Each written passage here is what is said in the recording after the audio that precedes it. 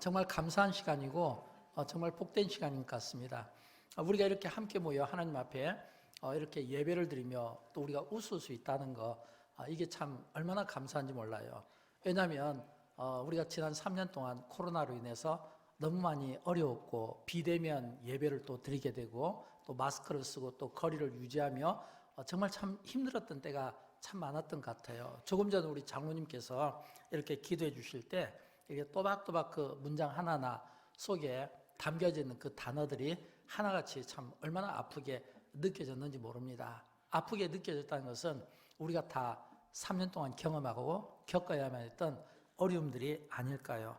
이런 어려움들을 우리가 만나게 된 겁니다. 코로나에 대한 어려움, 또 우크라이나 전쟁에 대한 어려움, 또 북한에서 또 요즘에 미사일을 또 자주 또 쏘아 올림으로 말미암아 또 강대강 이런 어떤 대치가 된 이런 남북 대치도 상당히 우리에게는 긴장을 줄 수 있는 이유가 될 수 있다고 봅니다. 또 무엇보다 우리가 염려해야 되는 것은 기후변화입니다. 지금 세계는 불과 이렇게 몇 년 사이에 너무 빠른 기후변화로 인해서 미처 이렇게 뛰어난 이 과학자들이 예측하기가 어려울 정도로 한쪽에서는 폭염으로, 한쪽에서는 폭우로, 한쪽에서는 기근으로, 한쪽에서는 쓰나미라든지 이런 감당할 수 없는 이런 자연재해들, 이게 우리가 아무리 이렇게 노력하고 방비를 갖춘다고 해도 이미 참 늦었다는 그런 많은 과학자들의 이야기를 또 듣게 됩니다. 특별히 또 우리 마음을 아프게 하는 것은 각종 크고 작은 사고 앞에서 미리 대처하지 못하고 사과하고 뒤늦게 대처하는 이런 이 모습들이 얼마나 우리를 아프게 하는지 모릅니다. 아마도 한동안은 이런 어려움들이 계속 될지도 모르겠습니다. 그런데 이것이 계속 반복하도록 놔두면 안 되는 거예요. 왜냐하면 우리가 잘 아는 심리학자 에릭 프롬이 이런 이야기를 했거든요. 인간은 희망을 먹고 사는 존재이다, 이 말을 했거든요. 이 말을 바꿔 이야기하면 우리 인간에게 희망을 잃어버린다. 이 희망을 잃어버린다는 것이 어떤 의미냐면 실수를 반복하게 만드는 것이고, 그리고 희망을 잃어버린다는 것은 혼란이 올 수 있는 겁니다. 왜냐하면 희망을 잃어버리면 사람이 의지가 꺾이게 되잖아요. 좌절하게 되잖아요. 그러다 보니까 이렇게 안 일어나도 될 실수들이 여기저기서 막 이렇게 터지게 된다고 하는 겁니다. 제가 이 말씀을 드리는 것은 우리가 조금 전 읽었던 이 하박국서에 나오는 배경을 좀 설명해 드리기 위해서입니다. 왜냐하면 이 하박국서에서 나오는 이 배경을 보면 그 시대가 굉장히 위기였던 것 같아요. 전쟁에 대한 위기, 또 이 전쟁에 대한 이 위기가 생기면 제일 고통받는 것은 백성들이잖아요. 이 백성들, 있는 사람들, 힘 있는 사람들은 알아서 도망도 가고 또 이렇게 대비도 하지만 백성들은 그냥 이렇게 밀물처럼 썰물처럼 쓸려다니면서 희생을 당하니까 이 백성들이 전쟁에 대한 위기, 내일에 대한 위기, 경제적인 위기, 어려움의 위기, 이게 지금 하박국 시대가 당한 상황이었고, 또 이것은 오늘 우리 시대가 직면한 상황일 수도 있습니다. 근데 사실은 이 본문을 가만히 보면 이게 참 어려운 상황이지만 그 어려운 상황 가운데 사실은 또 이게 희망과 소망을 주는 메시지로도 될 수가 있습니다. 왜냐하면 본문의 배경을 놓고 보면 전쟁의 위기고 백성들의 삶의 위기거든요. 근데 그 중심에 누가 있냐면 선지자 하박국이 등장을 하는 겁니다. 여러분, 선지자라는 것은 어떤 의미냐면 그 시대를 이렇게 이끌어가던 이 영적인 지도자였어요. 근데 영적인 지도자인데 이 영적인 지도자가 깨어있느냐 깨어있지 못하냐, 그 영적인 지도자가 뭔가 하나님의 말씀으로 열려서 준비된 지도자인가, 아니면 자신의 어떤 배만 채우는 탐욕스러운 지도자인가, 여기에 따라서 그 역사의 흐름은 달라진 때가 참 많았거든요. 근데 우리가 보통 어떤 어려움이, 위기가 생기면 그 위기 때 오히려 하나님은 우리에게 보고 싶어 해요. 무엇을요? 사람이 평안할 때는 잘 나타나지 않는데 어려움이 생기면 반드시 두 부류로 반응을 하게 돼 있거든요. 한 부류는 그 어려움 때문에 포기하거나 좌절하거나 도망가는 경우가 있는가 하면, 또는 다른 부류는 그 어려움을 오히려 기회로 삼기 위해서 자기를 희생시키는 경우가 있습니다. 이 지금 하박국 선지자는 후자에 속하는 거예요. 어렵기 때문에 그냥 손 놓고 아무것도 안 하는 것이 아니라 그 어려움 가운데 자기가 무엇을 해야 될 건가를 생각을 하고 고민을 하는 거예요. 근데 선지자에게 하나님께서 주신 것은 뭐예요? 말씀과 기도잖아요. 하나님께서 목사에게 주신 것은 말씀과 기도잖아요. 하나님께서 우리 장로님들에게, 권사님들에게 주신 것은 말씀과 기도잖아요. 우리에게 다른 은사도 있지만 말씀과 기도, 이것은 하나님께서 이 우리 지도자들에게 준 이게 은사거든요. 근데 이 은사를 어떤 사람은 활용을 못한 사람이 있는가 하면, 이 하박국 선지자는 지금 하나님의 말씀으로 그 상황을 보는 겁니다. 그 상황이 어떤 상황이냐면 위기예요. 전쟁에 대한 위기, 풍전등화 같은 위기, 그리고 백성들이 앞으로 겪게 될 위기 가운데 도망간 것이 아니라 기도로 그 위기를 풀어내기 위해서 이 선도적인, 이런 이 선제적인 이 기도를 하나님 앞에 들으면서 위기를 돌파하려고 노력을 했다고 하는 겁니다. 그렇다면 이 하박국 선지자의 이 기도가 백성들 입장에서 볼 때는 어떻게 되겠습니까? 희망이지 않겠습니까? 나라가 위기가 되고 뭔가 영적인 어떤 위기가 되고, 위기가 된다는 것은 그 위기의 원인이 뭐 타락, 부패, 분쟁, 다툼, 탐욕 이런 것들이잖아요. 근데 거기에 지도자가 하나님 앞에 무릎 꿇고 기도하고, 이 기도한다는 이 의미는 이 백성들로 하여금 이 사무엘 선지자가 미스바에서 회개할 때 그 백성들이 따라왔던 것처럼 그 지도자를 보면서 백성들이 함께 따라오고, 그렇다면 이 백성들에게는 우리에게는 기도하는 지도자가 있구나, 기도하는 그 지도자를 통해서 우리 시대에 소망이 생기겠구나, 희망이 생기겠구나, 여러분 이런 메시지가 주어지지 않겠습니까? 저는 그런 의미에서 2023년이 우리 장로님께서 기도해 주시고 또 우리 당회원들이 또 이야기할 때 보면 자주 이야기해요. 물론 해마다 듣는 이야기도 하지만 항상 제가 연말에 가장 많이 듣는 이야기는 이겁니다. 내년은 위기다, 내년은 어려울 거다, 경제가 어려울 거다, 사회가 어려울 거다, 정치가 어려울 거다. 우리가 항상 연말에 되면 제일 많이 듣는 이야기가 희망적인 이야기보다는 뭔가 좀 어려울 것이라고 하는, 이런 어떻게 보면 이게 리스크를 줄이는 방법이니까 그 이야기가 옳은 것 같아요. 그러나 이 선지자가 지금 우리에게 보여주는 것은 그런 그 위기 가운데 그가 하나님 앞에 특별한 기도를 드렸다는 겁니다. 저는 이 특별한 기도가 오늘 우리 시대의 이 위기를 이렇게 극복하고 뭔가 새해를 소망과 기도로 만드는 이런 이 특별한 기도가 내년에 저와 여러분 우리의 기도 생활에, 또 영광께 이 기도 생활에 적용이 되면 좋겠어요. 본문에 보면 하박국 선지자가 3가지 기도를 드리거든요. 그 첫 번째 기도가 뭐냐면 부흥을 위한 기도를 드립니다. 부흥을 위한 기도. 자, 오늘 본문 2절 말씀 우리 같이 한번 읽어보도록 할까요? 여호와여, 소문을 듣고 놀랐나이다. 여호와여, 주는 주의 일을 이 수년 내에 부흥하게 하옵소서. 이 수년 내에 나타내시옵소서. 아멘. 여기 보면 주께 대한 소문, 주의 일이 나오는데, 이 주께 대한 소문은 쉽게 이야기하면 하나님께서 바벨론을 통해서 유다를 치시겠다는 겁니다. 이 친다는 의미는 징계하시겠다는 거예요. 또 주의 일은, 이거는 이제 하나님께서 유다도 징계하시지만 또 바벨론도 심판하시겠다는 겁니다. 그렇다면 바벨론을 통해서 유다를 징계하고 또 유다를 징계하면서 또 바벨론을 심판하고, 그러면 어떻게 되겠습니까? 그 상황이. 그러면 그 상황은 하나님께서 치시고 심판하시고 징계하시면 그 백성들은 어떻게 되겠어요? 여기저기서 쫓겨다니고 죽임을 당하고 굉장히 비참하지 않겠습니까? 근데 그때 이 선지자가 어떤 기도를 드냐면 부흥하여 주옵소서. 수년 내에 부흥케 하옵소서. 그렇다면 이 부흥은 바꿔서 이런 뜻이겠죠. 하나님, 지금 이 전쟁의 풍전등화 같은 이 땅을 회복하여 주옵소서. 유다도 회복해 주시고 백성들의 삶도 회복해 주시고 부흥케 하옵소서. 이 말을 바꿔 말하면 회복해 주옵소서. 바꿔 말하면 치료해 주십시오. 바꿔 말하면 상처를 싸매어 주십시오. 라고 하는 이런 기도를 지금 누가 드리냐면 지도자 하박국 선지자가 드린다는 거예요. 그러면 이 회복해 주십시오, 싸매어 주십시오, 치료해 주십시오, 이 이야기는 바꿔 이야기하면 지금 그 유다가 어떤 상태냐면 이 전쟁의 풍전등화가 왜 일어나는가? 모든 일은 반드시 어떤 그 원인이 있음으로써 결과가 있는 거잖아요. 원인이 있음으로써 결과. 그럼 그 원인이 뭐냐 이거예요. 그 원인이 나라가 왜 분단이 쪼개졌습니까? 남유다 북이스라엘로. 또 왜 전쟁을 합니까? 왜 또 분쟁을 합니까? 이게 전부 우상숭배와 탐욕과 그리고 이 전쟁, 이런 것들이 뭐 지금 우리 시대뿐 아니라 2700년 전 하박국 선지자가 살을 때도 똑같은 상황이었다는 거예요. 그런 그 똑같은 상황 가운데서 하나님, 이제는 주께 대한 소문도 내가 들었습니다.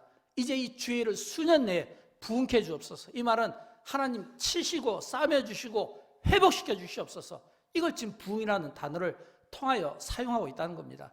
저는 그런 것처럼 우리 대한민국이 참 어떤 의미로 보면 하나님의 은혜로 여기까지 오게 되었는데, 그러나 우리가 돌아보면 영적으로 골마 터진 데가 있고, 영적으로 싸매져야 될 때가 있고, 영적으로 아픈 데가 있고, 치료가 필요한 때가 있잖아요.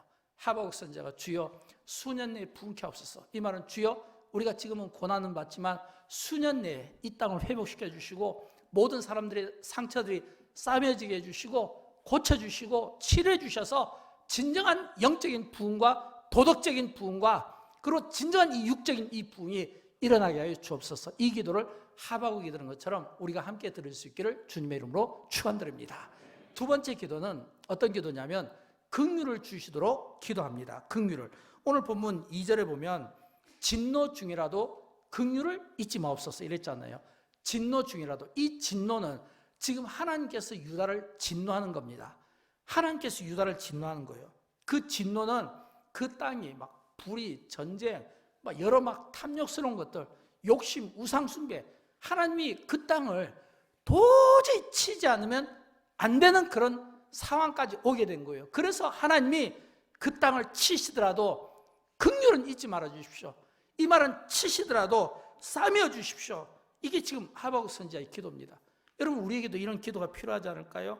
2023년 우리는 이런 기도가 좀 드려야 돼요. 하나님, 이 황폐한 땅, 영적으로 어두워져 있고 도덕적으로 어두워져 있고, 그리고 막 이게 물질주의로 물질 만몬주의가 팽배해져 있는 이런 세속이 물결을 치는 이런 가운데서 우리가 하나님의 진노를 받을 수밖에 없지만, 그러나 그 진노 가운데서도 하나님 기도하는 그 선지자 하박국의 그 기도를 통해서 그 땅이 회복되고 치유되고, 무엇보다 하나님이 그 기도를 받으신 것처럼 오늘 우리의 기도를 통해서 하나님 진노 중에라도 그 진노의 소낙비 가운데 진노의 세례를 통해서라도 우리를 구원해 주시고 우리를 회복시켜 주시옵소서. 우리를 긍휼히 여겨 주시옵소서. 여러분, 우리가 하나님 앞에 기도할 때 긍휼이란 단어를 자주 쓰는 건 좋아요. 왜냐하면 이 긍휼은 불쌍히 여기면 받는 거거든요. 우리가 하나님 앞에 당당한 것이 아니라 우리가 하나님 앞에 세리와 같은 모습으로 정말 보잘것없지만, 그러나 주님 긍휼히 여겨 주십시오. 주님 긍휼히 여겨 주십시오. 이런 이 긍휼의 이 기도를 통해서 하나님이 우리 가정도 지켜주시고 우리 여수지역도 지켜주시고 영광교회도 지켜주시고 이 땅의 모든 교회들도 지켜주시고, 하나님 이 땅을 버리지 마시고 이 땅을 회복시켜 주시옵소서. 하나님께 긍휼을 구하는 이 기도를 우리가 드릴 수 있기를 바랍니다. 마지막으로 세 번째, 하나님의 영광이 드러나도록 기도할 수 있어야 됩니다. 오늘 본문 3절과 4절 말씀인데 우리 같이 한번 읽어보도록 할까요? 하나님이 대만에서부터 오시며 거룩한 자가 바란산에서부터 오시도다. 셀라. 그의 영광이 하늘을 덮었고 그의 찬송이 세계에 가득하도다. 그의 광명이 햇빛 같고 광선이 그의 손에서 나오니 그의 권능이 그 속에서 감추어졌도다. 아멘. 보통은 이렇습니다. 우리가 어떤 잘 되잖아요. 우리의 기도가 응답되고 잘 되면 우리는 자연히 우리를 드러내고 싶어요. 보통은 그래요. 보통은 우리 자신을 막 드러내고 싶어요. 내 존재감을 드러내고 싶어요. 나의 성공을 드러내고 싶어요. 그런데 하박국은 그의 영광이 하늘을 덮었다. 이 이야기는 하나님의 영광이 드러나기를 위해서 기도했다는 겁니다. 여러분, 솔직히 한번 생각해 보십시오. 우리가 많은 경우 기도할 때 우리 안에는, 우리가 입으로는 하나님의 영광이 이 땅 가운데 가득하기를 원합니다라고 하지만, 그러나 그 기도 속에는 내면에 무엇이 감춰지냐면 그 하나님의 그 영광 가운데 내가 들어가고 싶은 거잖아요. 그 영광 속에 내가 주인공이 되고 싶은 거잖아요. 그 영광 속에 내가 주목을 받고 싶은 거잖아요. 그런데 하박국은 그렇게 드린 게 아니라 하나님의 영광이 하늘을 덮게 해주십시오, 이거예요. 하늘을 덮게 해주십시오. 근데 우리가 읽었던 이 본문 3절에 보면 바란산이 나오거든요. 제가 이번에 이집트 선교에 가서 이 바란산을 제가 보고 왔어요.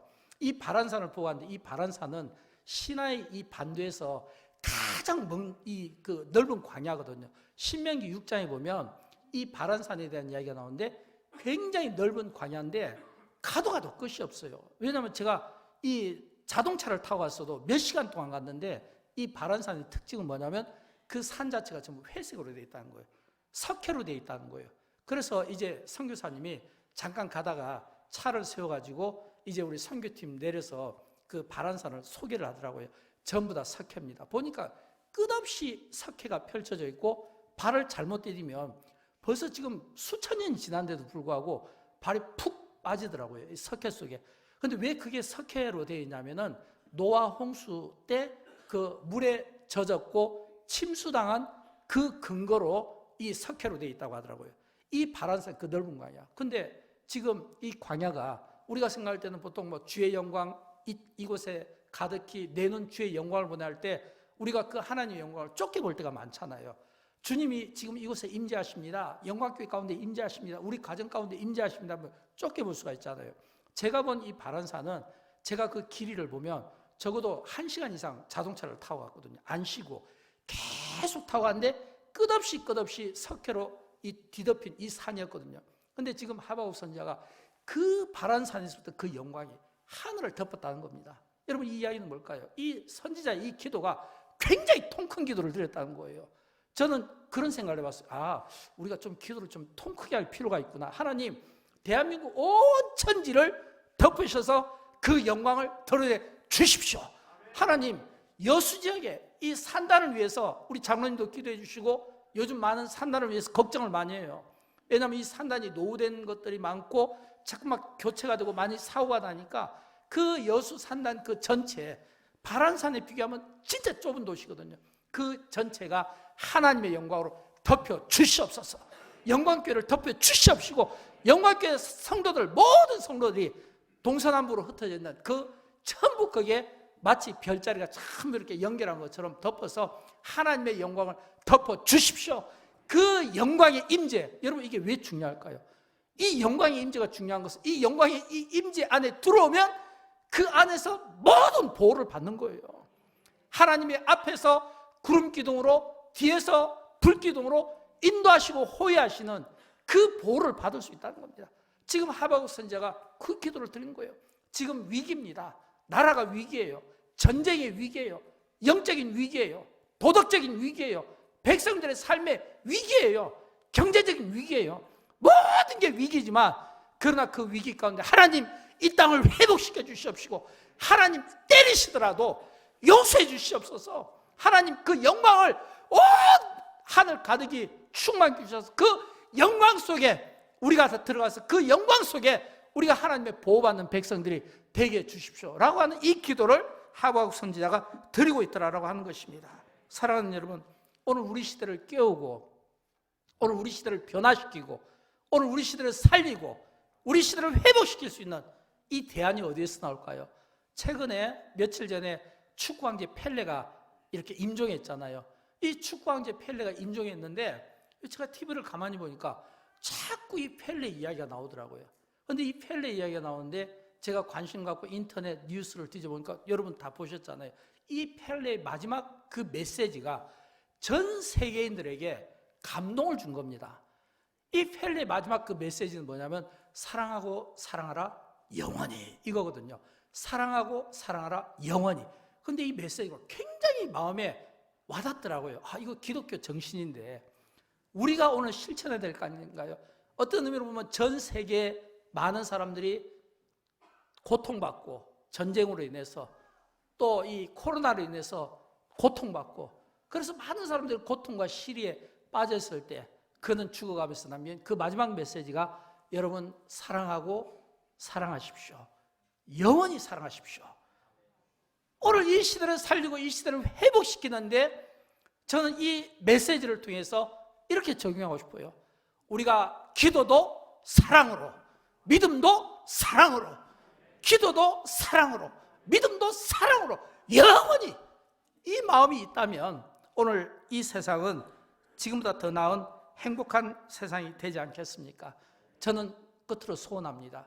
모세에게 임했던 하나님의 그 영광, 그리고 이사야 선지자가 바라보한 하나님의 영광, 그리고 하박국 선지자가 바라보는 하나님의 영광, 진노 중에도 긍휼을 베풀어 주옵소서 라고 하나님의 그 영광을 구했던 것처럼 2023년 우리 모두가 이런 기도를 드리면 좋겠어요. 하나님, 하나님의 영광이 이 땅 가운데, 하나님의 영광이 여수지역 가운데, 하나님의 영광이 이 땅에 있는 모든 교회들 가운데, 하나님의 영광이 영광교회 가운데, 하나님의 영광이 오늘 모든 성도들의 가정 가운데 그 영광이 충만케 하나님의 영광으로 온 세상이 충만해지는 이런 이 기쁨과 이 소망 가운데 2023년 새해를 저와 여러분이 믿음으로 함께 세워나가기를 주님의 이름으로 축원드립니다. 우리 다 함께 일어나실까요? 함께 일어나셔서 우리 마지막 찬양 예수 우리들의 밝은 빛, 이 찬양으로 하나님 앞에 영광을 올려드리도록 합니다.